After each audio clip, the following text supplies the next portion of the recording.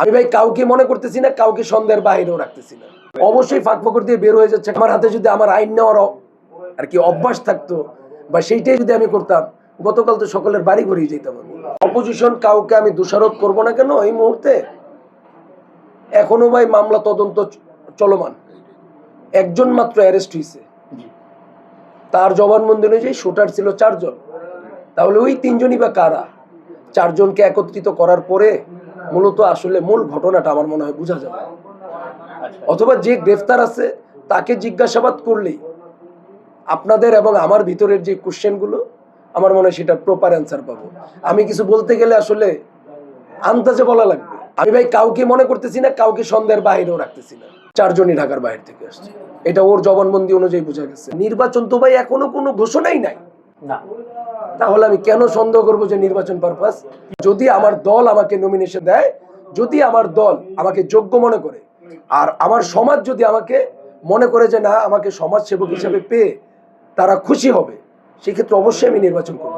এটা হইতে পারে ভাই, এটা আসলে তদন্ত চলমান, তদন্ত শেষ না হওয়া পর্যন্ত কনফার্ম করে কিছু বলা যাবে না। প্রশাসন জানবে, যেহেতু এখন এটা প্রশাসনের ইস্যু হয়ে গেছে। আইন তো আমি আমার হাতে নিতে পারবো না। আমার হাতে যদি আমার আইন নেওয়ার আর কি অভ্যাস থাকতো বা সেইটাই যদি আমি করতাম, গতকাল তো সকলের বাড়ি ঘুরিয়ে যেতাম। আমি আইনে বিশ্বাসী ভাই। আমি জানি বর্তমান রাষ্ট্রের আইন নিরপেক্ষ আইন। এখানে সবাই আইনের যে সুযোগ সুবিধা সবাই সমানভাবে পাওয়ার যোগ্যতা রাখে। তাহলে আমার মনে হয় আইনি ভাবেই এটা উদ্ঘাটন হবে। আসলে অবশ্যই ফাঁক ফকর দিয়ে বের হয়ে যাচ্ছে, কারণ আমরা এর আগেও দেখেছি 5 তারিখের পরে আমাদের পল্লবী থানা যুবদলের সদস্য সচিব গোলাম কিবরিয়া সন্ত্রাসীদের গুলিতে নির্মম ভাবে হত্যা করে গোলাম কিবরিয়াকে। আমরা সেই সাথে দেখেছি স্বেচ্ছাসেবক দল ঢাকা মহানগর উত্তরের মুসাব্বির, যাকে বিগত সরকার 1 বছরের মধ্যে 10 মাসই কারাগারে রাখছে। মুসাব্বির হিসাবে 12 মাসই কারাবরণ করা ছিল। তাহলে সেই মুসাব্বিরকে মারল সন্ত্রাসীরা এলোপাতারি গুলি করে পরিকল্পিতভাবে। এই পর্যন্ত কোনো মিডিয়াতে পাইলাম না আসলে যে বিচারটা হয়েছে। আমার মনে হয় এই বিচারগুলো যদি দ্রুত বাস্তবায়ন করা যেত, আইনের ভিতরে থেকে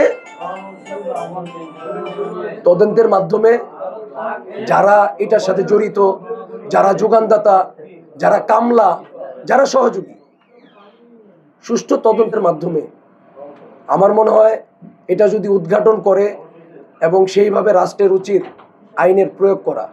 আইনের যদি নির্দিষ্ট প্রয়োগ হয়, সেই ক্ষেত্রে আমার মনে হয় এই রাষ্ট্র থেকে এই সন্ত্রাসীরা চিরতরে বিলীন হয়ে যাবে।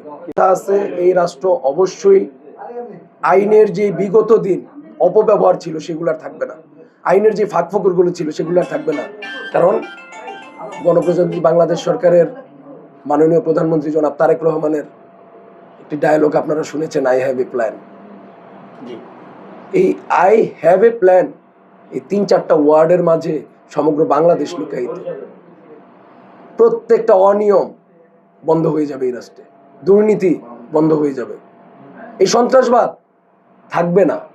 এটা আমাদের বিশ্বাস।